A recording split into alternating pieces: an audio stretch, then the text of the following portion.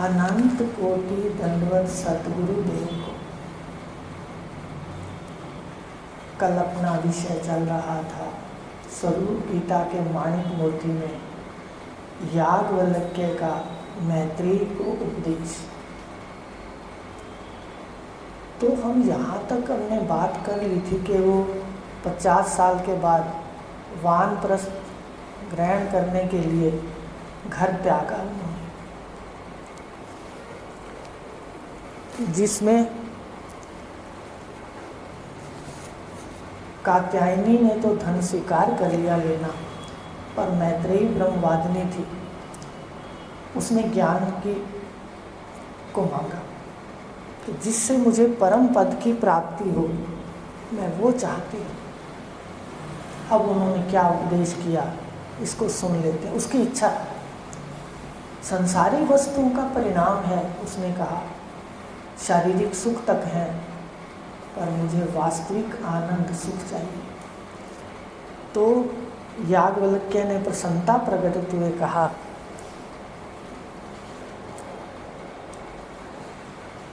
हे प्रिय, तुम पहले भी मेरी प्रिया रही हो। देखो, जो जिसको कहते हैं ना अपनी भाषा के अंदर हम सफ़र में जो अपने साथ चलते हैं, जैसे वो चलते हैं जिनके कि हमारे साथ संस्कार मिलते हैं।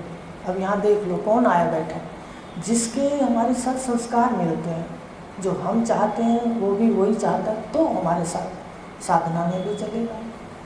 तो ये याज्ञवल्क्य की जो ब्रह्म विद्या थी उसकी चाहने वाली थी, तो ये प्रिय लगती थी उनको दोनों में से।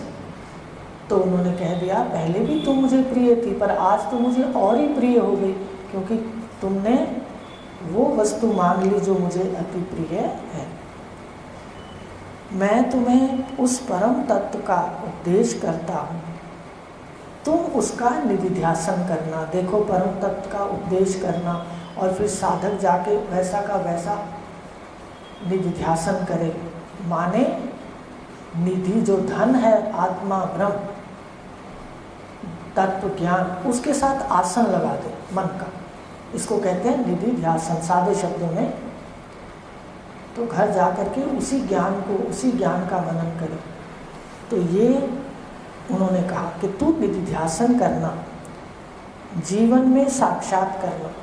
ये नहीं ज्ञान सुन लिया और फिर हमने ये कह दिया ज्ञान तो हो गया, सुन तो आते हैं रोज, लेकिन वो एक व्यसन पड़ जाता है कि आए रोज सुना, घर गए, फिर घर के हो गए, फिर वैसे के वैसे हो गए, कोई मनोनिरीक्षण नहीं, कोई क्रिया में बदलाव नहीं, कोई भावों में बदलाव नहीं।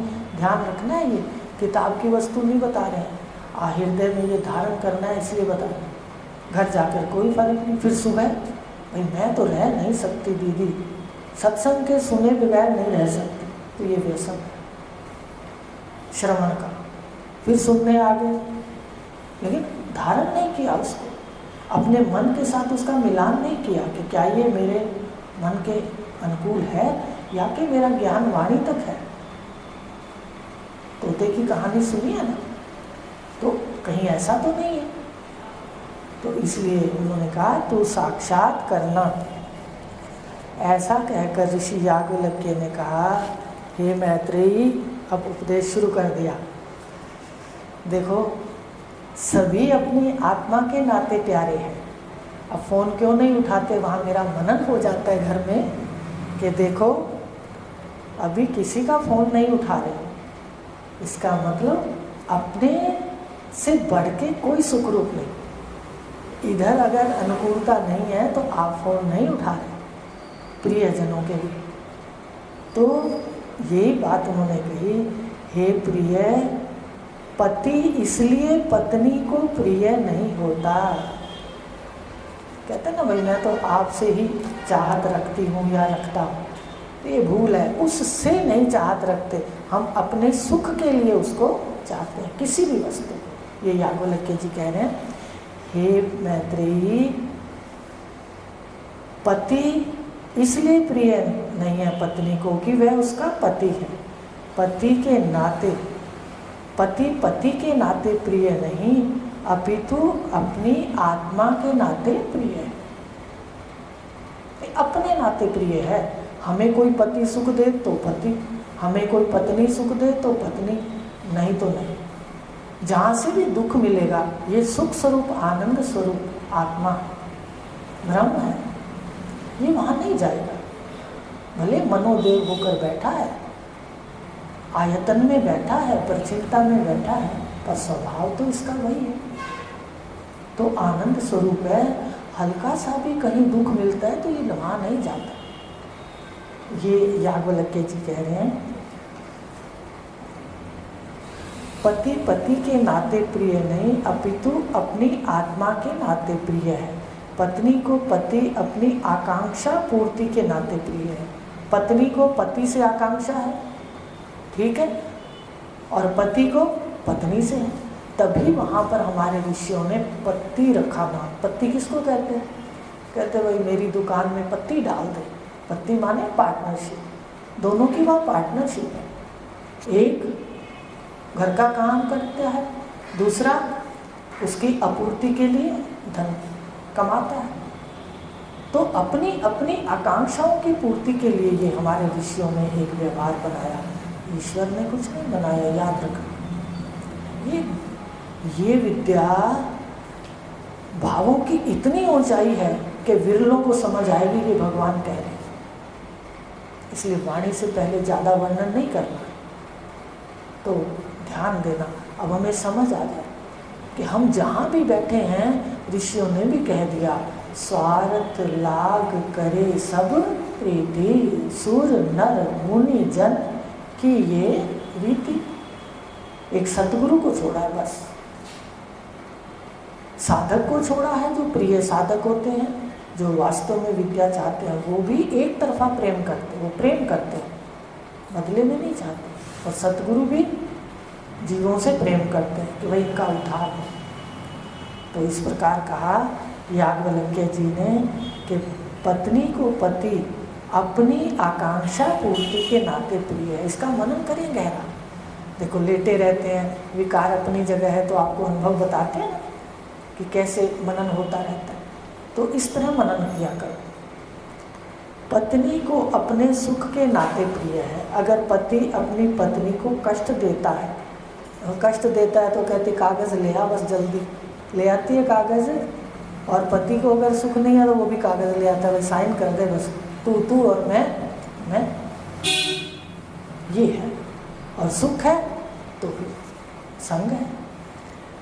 तो इस प्रकार कह दिया कि अगर पति अपनी पत्नी को कष्ट देता है तो वह पत्नी भी को प्रिय नहीं होता। सच कह रहे हैं याज्ञवल्क्य जी, या कोई शंका है तो बात कर लेंगे ऋषियों से। बिल्कुल सत्य है। और तो और बेटा हो फिर सुन लो, बहू हो उसके बाद सुन लो, अपने अंग हो, अपना शरीर हो, ये भी कष्ट देने लगे तो क्या कहा जाता है? वो कहते भाई ये अंग कष्ट दे रहा है, कहते भाई इसको निकाल दो। कहते हैं बताइए किसके नाते प्रिय हैं? अपने सुख के नाते, अपनी आत्मा के नाते। ऐसे शरीर भी। इसलिए उठते ही ये कहा करो कि सतगुरुदेव जीवन की यात्रा सुंदर और सुखद हो, काया निरोगी सहित अपने कर्तव्य करें। यहाँ से तो लो दो और चलो, बस इतना ही है बस। तो कहा कि वह भी पति को सुख देती है तो प्रिय है। दोनों ही अगर एक दूसरे को सुख देते हैं प्रिय है, बेटा माँ एक दूसरे को सुख देते हैं प्रिय है।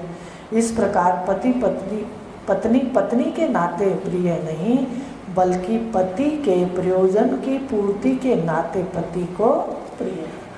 आगे बात समझ, एक दूसरे के प्रयोजन के लिए प्रिय है।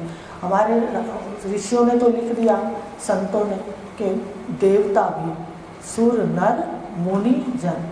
मुनि कहते हैं मननशील, ऋषि मुनि, ये सारी परिभाषाएं हैं कि कितने कितने गुण किसके अंदर होते हैं तो ऋषि उपाधि मिलती है, तो महर्षि उपाधि मिलती है, ब्रह्म ऋषि उपाधि मिलती है। तो इस तरह से ये जितने भी हैं ये सारे अपनी अपनी आत्मा के सुख के नाते प्रिय हैं। तो मुनि शब्द ले लिया, देवता, देवता को भी ले लिया कि भाई देवताओं की अगर आप प्रसाद नहीं चढ़ाओगे, अगर देवताओं का तुम पाठ नहीं करोगे, देवताओं के व्रत नहीं करोगे, वो भी तुम्हें नहीं कुछ देंगे। तुम उनको जब प्रिय हो जो उनकी सेवा करोगे, और वो देवताओं को इसलिए पूजते हैं कि वहाँ से स्वार्थ पूरे होते हैं। कह दें ध्यान से देखो, ब्रह्म विद्या में आने वाला व्यक्ति सीढ़ियों पर बैठा हुआ है, इन सब सीढ़ियों पर 5 सीढ़ियाँ हैं वेदांत से नीचे, तो उसमें से हम कैसे उपराम होंगे? गहरा अध्ययन करके, गहरा मनन करके। तो इस प्रकार ये जितने भी रिश्ते नाते हैं ये अपनी आकांक्षा की पूर्ति के नाते प्रिय। हे प्रिय पुत्र, हे प्रिय पुत्र इसलिए प्रिय नहीं कि वह अपना पुत्र है, पुत्र पुत्र के नाते प्रिय नहीं, अपनी आत्मा के सुख के नाते प्रिय। हमने ये भी देखा है कि कई माता पिता गालियाँ भी देते हैं बच्चों को, अपने पुत्र पुत्र को। तो यहाँ से पता चलता है कि भाई इसलिए प्रिय नहीं कि वो रिश्ते में पुत्र है, हमें सुख देते हैं तो प्रिय। और सुख कौन देता है ये भी ध्यान से समझो। सुख देता है जो संतान अपने को देने वाली है संस्कारों में पिछले जन्म से, वो तो सुख देगी, और जो अपने से लेने वाली है कर्म श्रृंखला में, वो सुख कभी नहीं देगी। याद रखना, यहाँ लेन देन है। ये तो हमने कल्पा है ना ऋषियों ने व्यवहार के लिए कि पुत्र है पुत्री है। कहीं है क्या ऐसी लिस्ट ईश्वर ने दी हो कि भाई ये तेरा पुत्र है, ये तेरी पत्नी है, ये तेरा पति है? तो सारा व्यवस्था समाज के हिसाब से बनाई है ऋषियों ने। तो इसमें उन्होंने कह दिया कि पुत्र भी सुख दे वो प्रिय है, और अब ये भी बता दिया कि सुख कौन सा पुत्र देता है, ये मनन करना। जब ऐसा लगे घर में तो कहो लेन देन अच्छा है, कहो लेन देन अच्छा नहीं है, ऐसे तो ये मन शांत हो जाएगा। अपनी आकांक्षा के पूर्ति के लिए पुत्र प्रिय है, धन भी इसलिए प्रिय नहीं है। धन तो आप बहुत अनुभूति हो जाती है कि धन तो वास्तव में सच कहा है, मैं भी भूखा ना रहूं, मेरा साधु ना भूखा जाए, है ना, पढ़ा था कक्षा के अंदर। भाई धन अपनी सुविधाओं के लिए हो, लेकिन अति अगर हो गई धन की तो वो भी आपके जानलेवा बन सकता है। पीछे लग जाते हैं ना लोग तो भाई ज़्यादा धन है इसको लूट लो, सुनते भी हैं अपने अखबारों में भी, टीवी पे भी देखते हैं। तो धन भी अति जो है वो दुख रूप है, अति हो जाती है तो वहाँ दुख है। वैसे धन यात्रा के अंदर सबसे पहले धर्म के साथ धन लिखा ऋषियों ने कि धर्म युक्त जीवन है तो धन अवश्य कमाइए। धन के बिना आगे यात्रा नहीं लिखी, पति पत्नी आदि बाद में लिखे, धर्म अर्थ काम मोक्ष।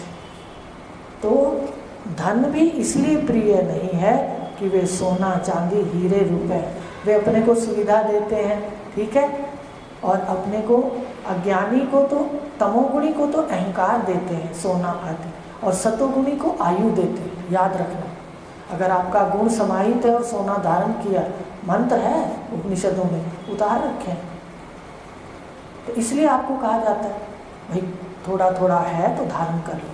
क्यों? क्योंकि पॉजिटिव जो है सकारात्मक ऊर्जा इसमें होती है। तो फिर इसलिए प्रिय है कि वो सुख देते, और अगर ये सुख ना दे, अति हो जाए और लोग पीछे लग जाएं तो धन भी कष्ट देता है। धन इसलिए प्रिय नहीं कि वो हीरे जवाहरात है, धन हमारी धनवान की आवश्यकताओं की पूर्ति के लिए नाते, आत्मा के नाते प्रिय है। अगर धन से दुख प्राप्त हो तो धनवान को धन प्रिय नहीं होता। ऐसे पशु के नाते प्रिय नहीं। घर में पशु हैं, हम पशुओं को पालते हैं, क्यों पालते हैं? चाहे वो कुत्ता पालते हैं, गाय पालते हैं, कोई और पशु पालते हैं, क्योंकि वो अपने को प्रिय होते हैं, दूध आदि देते हैं, घर की रक्षा करते हैं, हमारी प्रियता उनसे होती है तो हम उनको रखते हैं। याद रखें, वो भी अपने को इसलिए प्रिय नहीं कि वो पशु पक्षी हैं, वह इसलिए प्रिय हैं कि हमें सुख देते हैं। ज्ञान या ब्राह्मण, अब आ जाइए, ब्राह्मण के पास जाते हैं, उनको बुलाते हैं, यज्ञ कराते हैं, वो इसलिए प्रिय हैं कि हमें पता है उनके मंत्रों से हमें सुख मिलेगा। अच्छा, तत्व ज्ञानी के पास आते हैं, चलो यहीं आ जाइए। अब आप जब तक आप पूरे ज्ञान का निरावरण नहीं होता तो पूर्ण श्रद्धा भी नहीं होती। देखो जब इनाम मिलते हैं ना तो पहले स्टूडेंट जो विद्यार्थी वो जाता है तो पहले उसके देने वाले के मुंह की ओर देखता है, ऐसे हाथ करता है, भाई देने के बाद फिर नमस्कार करता है। यहाँ भी वही है, इसलिए हमें ये भी हिसाब नहीं रखते कौन क्या कर रहा है, कौन कैसे कर रहा है।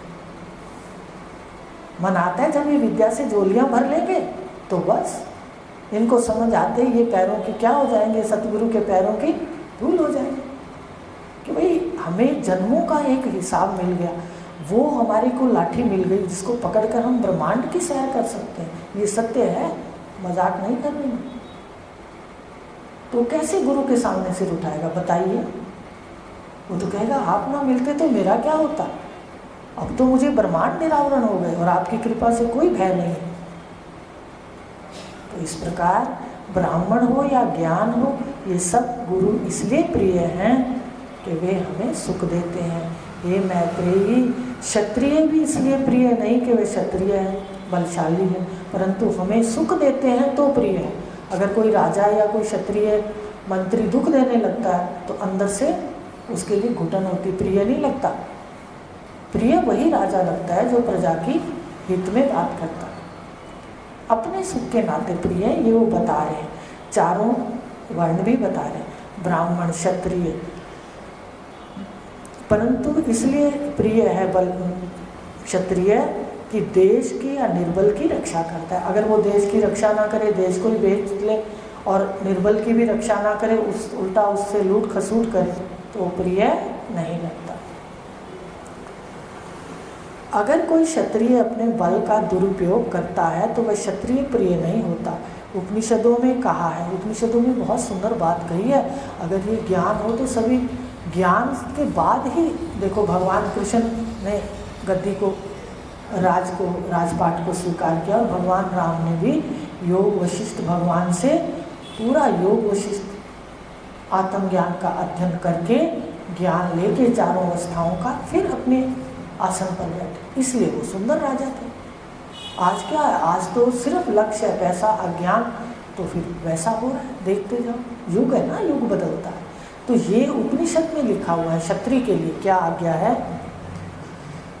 क्षत्रिय अपने बल का दुरुपयोग करता है वह क्षत्रिय प्रिय नहीं। उपनिषदों में कहा है जो क्षत्रिय ब्राह्मण को कष्ट देता है, रावण देता था ना ब्राह्मणों को कष्ट, तो उसके रक्त से कहते हैं वो मटका भर के उन्होंने पृथ्वी में गाड़ा था, वही सीता। ऐसे देखो कहानियां हैं सुनी हुई को वो सीता के रूप में प्रकट हुई थी। तो जो क्षत्रिय ब्राह्मण को कष्ट देता है अपने मूल पर कुल्हाड़ा मारता है, यानी वो नष्ट हो जाता है। ब्राह्मण को तो कष्ट बनता नहीं। ब्राह्मण कौन है?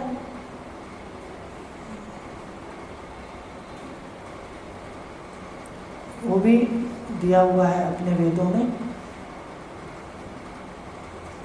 ब्रह्म जानाति सा ब्राह्मण वेद पाठी भवेद विप्रा, ऐसे चार बताएं ब्राह्मण कौन है, विप्र कौन है। और वास्तव में ब्राह्मण है जो ब्रह्म विद्या में विचरण करता है, ब्रह्म विद्या को जानता है, वो ब्राह्मण है। तो जो भी ये ऋषि हैं, चाहे वो किसी भी शाखा में है, कर्म कांड में किसी में भी, वो कोई विप्र कहलाता है, कोई ब्राह्मण कहलाता है। तो ये संज्ञा, इनको जो भी कष्ट देता है क्षत्रिय, उसका ऐसे लिखा है उपनिषदों में कि उसका भला नहीं होता। लोक भी इसलिए प्रिय हैं, लोक इसलिए प्रिय हैं, स्वर्ग का सुना हुआ है, वहाँ पसराएँ मिलती हैं, वहाँ क्या क्या मिलता है, खाने पीने को बिना कमाए मिलता है। लेकिन अगर गहराई से देखें तो यहाँ कमाते हैं और वहाँ खाते हैं। मान लो यहाँ से कूपन ले जाए और बाहर जाके कहीं अपने खाएं, होटलों में किसी भी होटल के कूपन खरीद लें, ये वो है। कर्म तो फिर भी करना है, लेकिन स्वर्ग का आकर्षण क्यों है, लोगों का आकर्षण क्यों है? वहाँ सुख मिलेगा। भले पूर्ण ज्ञान नहीं है, वहाँ भी मानसिक दुख है। पूर्ण ज्ञान वाला स्वर्ग भी नहीं जाता, उससे भी प्रेम नहीं करता। तो लोक भी इसलिए प्रिय हैं कि हमारी उसमें सुख बुद्धि है। हम उनकी ओर आकर्षित इसलिए होते हैं कि हमें ज्ञान होता है कि स्वर्ग आदि लोक सुख रूप हैं। हे प्रिय, देवता देवता के नाते प्रिय नहीं, वे अपनी आत्मा के नाते प्रिय हैं, हमें सुख देते हैं इसलिए देव प्रिय लगते हैं। वेद शास्त्र भी इसलिए प्रिय हैं, ऋचाओं के द्वारा रचे शुभ कर्मों से हमें सुखों की प्राप्ति होती। अभी पढ़ा था ना कि ऋग्वेद की ऋचाएं तो पृथ्वी लोक के सुख देती हैं, यज्ञ करते ना। यजुर्वेद की ऋचाएं वो स्वर्गलोक के सुख देती हैं, और सामवेद की ऋचाएं द्युलोक के सुख देती, पढ़ा था। तो ये जितने ऋचाएं इसलिए प्रिय हैं कि हमें ये सुख देते हैं, हम फिर इनके यज्ञ करते हैं, इनके मंत्र जपते हैं सुखों के, जिसमें सारे सुख निहित है महावाक्य। वो विरले सतगुरु मिलते हैं तो पता चलता है, हमें इतने समय नहीं पता चला, ना हमारे बुजुर्गों को, ना हमने किसी से सुना। कृष्ण की शरण तो गए, शरण वाला तो मंत्र मिला, लेकिन तत्वमसि वाला नहीं मिला। तो इस प्रकार कहा कि ये सारे अपने को सुख के नाते प्रिय हैं, चाहे वेद हैं चाहे ऋचाएं हैं। अगर वेदों से आकांक्षाओं की पूर्ति ना हो तो वेद भी प्रिय ना हो। अगर आकांक्षा की पूर्ति ना हो तो कोई यज्ञ भी नहीं कराएगा। कराते हैं ना, ये यज्ञ कर लो, पुत्र है देने वाला है, ये यज्ञ कर लो, धन देने वाला है, ये यज्ञ कर लो, ऐश्वर्य देने वाला है। अगर ये यज्ञों में ना पता हो तो कोई कराएगा। सभी सुख के नाते प्रिय हैं, यहाँ तक कि प्राणी और परिवार भी प्रिय है, इसलिए नहीं कि हमारा परिवार है, अपितु पर इसलिए है कि वे सभी हमारी आकांक्षा पूर्ति में सहायक है। महात्मा बुद्ध को देखा था ना, कितने विरोध हुआ परिवार में, तो उन्होंने एकदम घर बार छोड़ दिया। देखा, पढ़ा था, देखिए उनकी जीवनी को। तो घर बार भी अगर कष्ट देने लगे तो जीव यहाँ भी नहीं रहता। उनसे हमारे प्रयोजन सिद्ध होते हैं, अगर उनके द्वारा हमारी आकांक्षाएं पूरी ना हो मनुष्य उसे त्याग देता है। हे मैत्रेयी, ये सारा जगत अपनी प्रियता के नाते प्रिय है, उसी आत्मा को ही अवश्य जानना चाहिए। अरे जिसके नाते सारे प्रिय हैं उसको कोई जानता ही नहीं है। देखो हमारे भाग्य जगे हैं, हमें बात समझ आती है। श्रद्धावान लभते ज्ञानम, और बुद्धिमान को ज्ञान मिलता है भगवान ने। होते हैं मुक्त बुद्धिमान, गीता में कहा, और श्रद्धावान लभते ज्ञान। श्रद्धावान जो होते हैं वो तो ज्ञान प्राप्त कर लेते हैं, और ज्ञान प्राप्त करके बुद्धिमान मुक्त होता है। बुद्धि भी उनकी तेज होती है, तो धीरे धीरे आप देखना बुद्धि भी तीव्र हो जाएगी। तो बता रहे हैं कि सारा जितना भी है आत्मा के नाते प्रिय है। तो अब उन्होंने एक बात पर आकर ध्यान केंद्रित कर दिया कि वही आत्मा जिसके नाते सारे प्रिय हैं, पति पुत्र आदि, धन ऐश्वर्य आदि, उसको ही जानना सबसे बड़ा कर्तव्य है। बताओ किसको पता है? हर कोई भटक रहा है, कोई स्वर्ग के लिए, कोई पुत्र के लिए, कोई पत्नी बेटी के लिए, कोई भाई के लिए, कोई तीर्थों पे जा रहा है, कोई कहाँ जा रहा है। पुण्य तो मिलेगा, लेकिन इस सब जितने भी व्यवहार हैं पारमार्थिक, उनसे मुक्ति नहीं मिलेगी, शांति नहीं मिलेगी, परम शांति। आपको वो नहीं मिलेगा कि ब्रह्मांड बिल्कुल निरावरण हो जाए, सारे लोक निरावरण हो जाए, आपका अपना स्वरूप निरावरण हो जाए और वो सर्वत्र दिखे। ये विरलों की बात है, यही अपने को करना। इसलिए काम ज़्यादा है, घर पे मनन चिंतन किया करो। कोई काम आए बस कहो आंखों में जो बैठा है मैं उसको जानती हूँ। ये सारा जितना भी है माया का धोखा, इसमें सारी अध्यास है और मान्यता है, माना हुआ है ना। देखो तो बता रहे हैं कि इस प्रकार ये जितने भी परिवार आदि हैं ये सारे उसी की आत्मा के नाते प्रिय, इसलिए आत्मा को जानना चाहिए। वही आत्मा ही दर्शन, अब उन्होंने कह दिया आत्मा वारे द्रष्टव्यो श्रोतव्यो मंतव्यो निधिध्यासितव्यो। ये पहला उपदेश है मैत्रेयी को। किनका उपदेश है? याज्ञवल्क्य जी का। आत्मा वारे द्रष्टव्यो श्रोतव्यो मंतव्यो निधिध्यासितव्यो। हे मैत्रेयी, इस आत्मा को जानने के बाद फिर जानना शेष नहीं रहता है। ये पूरा एक मंत्र उपनिषद के अंदर तो यही बात वो कह रहे हैं, पहला उद्देश्य ये ध्यान देना कि आत्मा ही दर्शन करने योग्य है, आत्मा ही श्रवण करने योग्य है, आत्मा ही मनन करने योग्य है और आत्मा ही निधिध्यासन माने अनुभव करने योग्य है।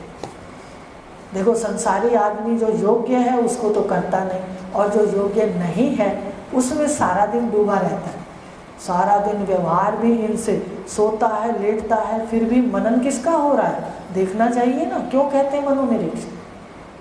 मन को खाली करना है हमने।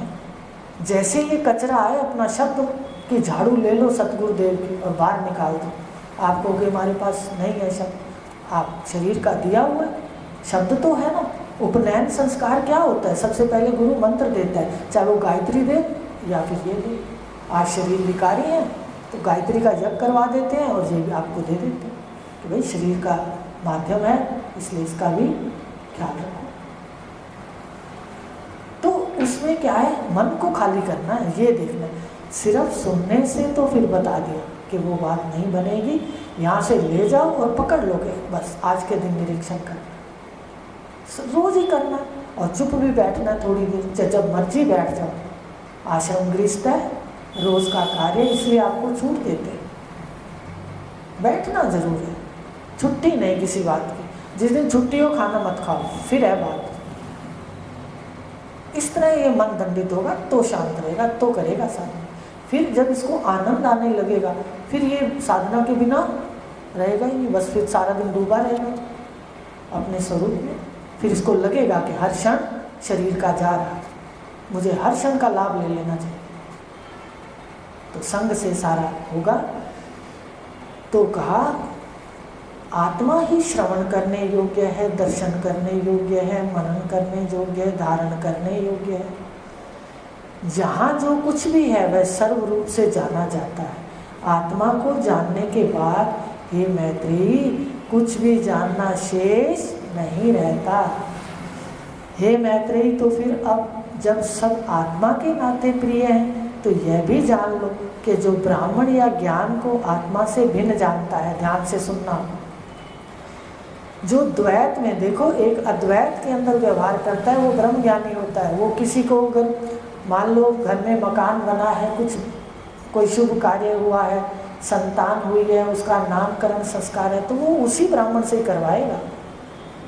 ये नहीं कि अगर लोक मर्यादा को कायम करने के लिए, लेकिन वो स्थित होगा अपने में, लीला देख रहा है, लेकिन अज्ञानी उसमें शंका करेगा।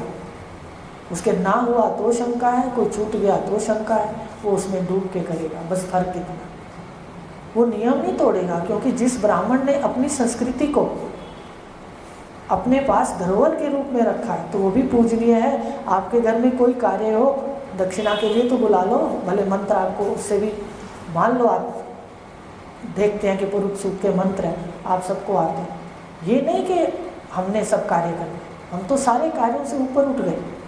जो वर्ण धर्म का है उसको स्थान स्थान पे करना, पर शंका से रहित, संशय और विपरीत भावनाओं से रहित व्यवहार होगा। बुलाएंगे तो सही, आता है कि हमारी धरोहर को इन लोगों ने रख रखा है, हमें चुपचाप इनको पूछना है। श्राद्ध है मान लो, जो भी घर में आप करते होंगे, जो भी देना है उनको देना है, लेकिन अंदर से रहे कि सब मान्यता ये कुछ भी नहीं है, इनका भाग जुड़ा है, हम दे देते हैं। मैं देने वाला किसी को कौन होता है? अपने मैं को सदा काटना है, और यही सत्य है कि देने वाला कोई किसी को नहीं। ईश्वर अभी भी कह दिया ना कि आपने सुना होगा कि ईश्वर अपने काम खुद करता है। मुझे इतनी निश्चिंता होती है कि ईश्वर तेने ही प्रेरणा दी है, तुझे ही ज़रूरत है, तो अपने काम कौन करेगा? आप ही करोगे। मैं कौन होती हूँ आपके इतने काम करने वाले? तो इस प्रकार अपनी मैं का भी निरीक्षण हो जाता है। तो मैत्रेयी, ये जो जान लेता है वो सब जाना जाता है, और जो ब्राह्मण या ज्ञान को आत्मा से भिन्न जानता है, जिसको भी उपनिषद के अंदर है, जिसको भी तुम आत्मा के दर्शन किए बगैर पूजा पाठ करोगे वो तुम्हें अंतिम समय छोड़ देंगे। ये बिल्कुल दर्शन होते हैं, ये बातें कहने वाली नहीं है, अनुभव कीजिए, ये बातें सत्य हैं। उसे ज्ञान परित्यक्त कर देता है। शक्ति या ब्राह्मण क्षत्रिय को आत्मा से भिन्न जानते हैं तो शक्ति त्याग देता है क्षत्रिय। लोगों को आत्मा से भिन्न जानते हैं तो लोग त्याग देते हैं। देवताओं को आत्मा से भिन्न जानते हैं तो देवता छोड़ देते हैं। वेदों को आत्मा से भिन्न जानते हैं तो वेद त्याग देते हैं। समस्त प्राणियों को आत्मा से भिन्न जानते हैं तो प्राणी भी उसका त्याग कर देते हैं। इस प्रकार ब्राह्मण, क्षत्रिय, लोक, देवता, वेद और समस्त प्राणी ये सभी आत्मा रूप ही हैं। इसके अतिरिक्त कुछ अन्य है ही नहीं। सर्वम यद अयम आत्मा, किसने कहा? याज्ञवल्क्य जी ने। आज अपने इतना ही लेंगे, कल आगे लेंगे, इसको खोलेंगे कि कैसे उन्होंने कह दिया सब त्याग देते हैं। ये अनुभव का विषय है, ज़्यादा इसको नहीं लेंगे। ये वास्तव में सत्य है कि सब त्याग देंगे उसको, ये सब आपको दिखेगा। तो आत्मा को जान लो, फिर सारे रूपों को जानो, फिर आपका हर कार्य व्यवहार का भी सफल हो जाएगा, पूजा में बदल जाएगा। तो आज इतना लेंगे। हरि ओम, शांति